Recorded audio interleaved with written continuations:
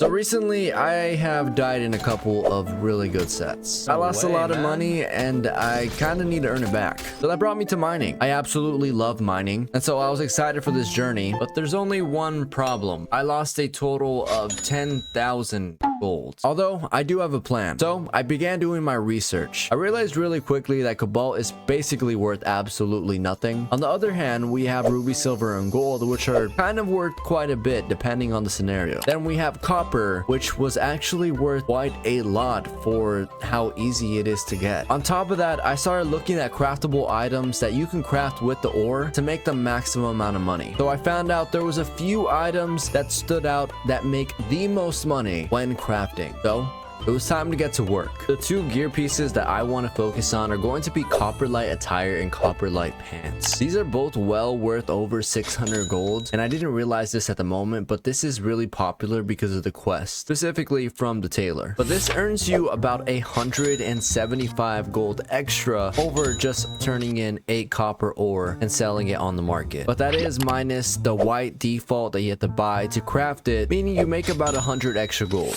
which is pretty good. But before any of this, I had one task to complete, and that is to complete a quest for my tailor. I had to collect 5 old cloth. I had already collected the other items just while playing generally, and now that I needed these items unlocked, I need to finish the quest. So of course, we're hopping into the crypts map. I had to play this multiple times. I mean, literally multiple times until I finally got enough cloth. Killing mummies, killing skeletons, and honestly, it took a lot longer than I was hoping, but we got it done. With the quest done, I now unlocked the gear that I needed, although I wasn't sure if I unlocked it yet, so I went ahead and went to go complete one more quest in the crypts, being the kill 2 demon berserkers and kill 2 demon bats. Thankfully, this one didn't take too long, and after I finished it, I was for sure that I unlocked the gear. We now had copper light attire and copper light pants unlocked. So of course, right away, it was time to mine. Now, my mining strat was simple. If you don't know, the mining room is on the top right of the map in Goblin Cave. So, of course, what my plan was to stay on the edges of the map, heading all the way down and across, always leading me to the mining room. I would avoid any encounters if I could, and focus on solely getting there and starting to mine. Once I would get there, I would mine all the ore in the area, first starting with copper, and then if no more copper was around, I would fill my inventory with some iron for the extra 150 gold per 5 ore. Around 8 minutes is when the gate opens, and by minimizing time, I can get the maximum amount of ore per hour. So a repeated process began of pushing to the mining room, mining, escaping, crafting copper light attire and copper light pants, and then selling them on the market alongside the iron. And this was making me thousands. Although towards the middle of my gameplay, I started to run into a lot of problems, meaning players. A lot of players started challenging me for not only the ore, but to even get to the mining room.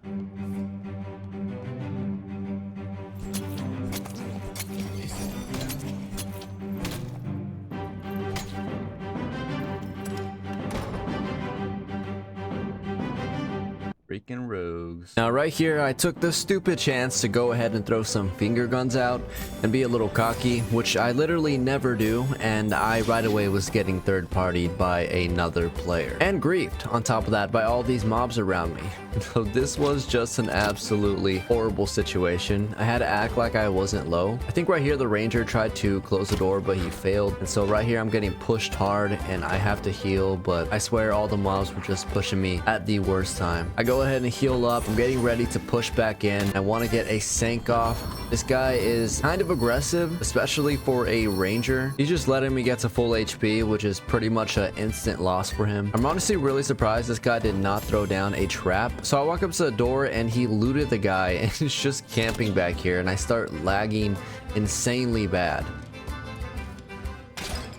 I get a judgment off and continue pushing him, get a couple hits off him, and honestly he tanks a lot, but I get the kill, and thankfully am finally free to go head over to the mining area. Also, these guys literally had like absolutely nothing. And on top of this, right after I go and push over to the mining area, and there's a wizard who two-shots me. What a dark and darker experience. One thing that I did like about being a cleric while mining, I really genuinely think that cleric and fighter are just the best mining classes because you can handle yourself in a fight. I feel like mining's getting pretty contested. Like in this example, a super geared rogue was like trying to push me to fight for the mining area. We were literally playing cat and mouse for like the whole game until I got completely sick of it, and I was like, you know what, man, if you want to 1v1 me, just come down here. I'm gonna be mining and we'll 1v1. But he didn't want to. He was scared, so he took the portal. Understandably so. And honestly, I was just not that geared. And that's a good thing because the majority of people that mine are on classes like rogue and ranger, which the fighter and cleric beat majority of the time. So there was one last thing that I wanted to try, and that is to go to the second floor Inferno in the crypts. I wanted to see that if getting ruby, silver, or gold from the Inferno is worth the time. Sadly, my footage got corrupted, but what I found out is that it takes about 25 minutes to get ruby, silver, or gold from the game. High roller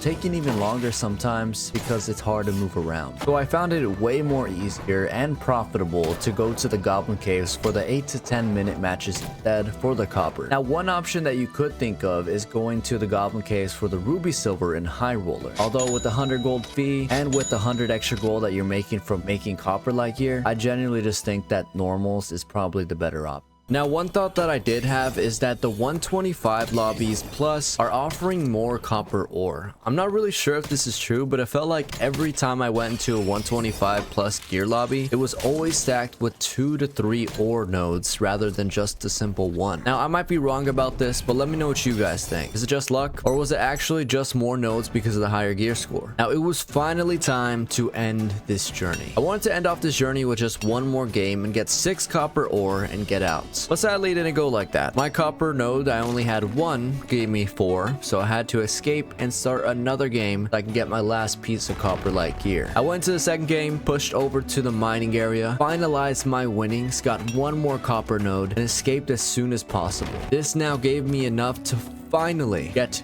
my last piece of copper light gear and giving me an entire marketplace of copper light gear, totaling up to around 6,500 golds. Now remember, we started this journey with around 1,000 golds. Now we were well over 11,000 golds. Feels so good to mine again. I hope you guys got some knowledge out of this video, and if you guys try out this meta, let me know. I think it's a great way to earn some golds, especially for new players, or if you just want to take a break from PvP, watch some YouTube videos, watch some Netflix or something, man. This is the perfect way, and that's what I did the whole time. I was watching the new season of The Boys while mining. It was great. I hope you guys have a great rest of your day. Mine hard, PvP hard. Hope you guys get some great kills out there. Have a great day. Stay safe. For now, guys, I'll see you guys in the dungeon. Peace.